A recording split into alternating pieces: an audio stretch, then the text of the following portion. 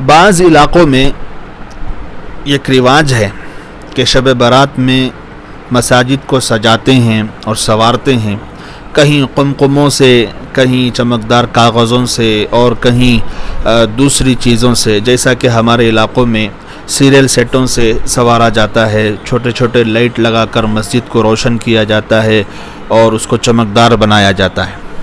تو اس سلسلے میں سن لیجئے اور کان کھول کر سنیے، علماء نے لکھا ہے کہ مساجد میں اس موقع پر یا کسی ایسے موقع پر بلا وجہ اور بے ضرورت روشنی کرنا، بلا وجہ اور بے ضرورت روشنی کرنا بدعت ہے۔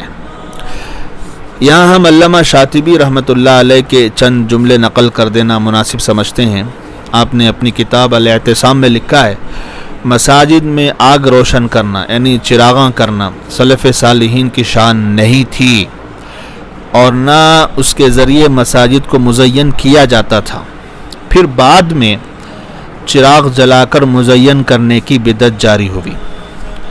یہ تو ان کا قول ہے۔ اس سے معلوم ہوا کہ مساجد میں ضرورت سے زیادہ چراغ جلانے کی رسم سلف صالحین کے بعد بدعتیوں کی ایجاد ہے، اور اس زمانے میں جو حکم چراغ کا تھا وہی حکم اس زمانے میں قمقموں کا ہوگا، لہٰذا یہ بھی بدعت ہوگا۔ بلکہ ملا علی قاری نے نقل کیا ہے کہ یہ چراغاں کرنے کی رسم برامکہ نے جو آگ کے پجاری تھے جاری کی تھی۔ جب اسلام میں داخل ہوئے تو اسلام میں ایسی چیزیں داخل کی جو دین کی سنت ہونے کا وہم پیدا کرتی تھیں، اور ان کا مقصد آگ کی عبادت ہوتا تھا کہ جب رکوع اور سجدہ کریں گے تو اس آگ کی طرف جھکیں۔ پھر اس میں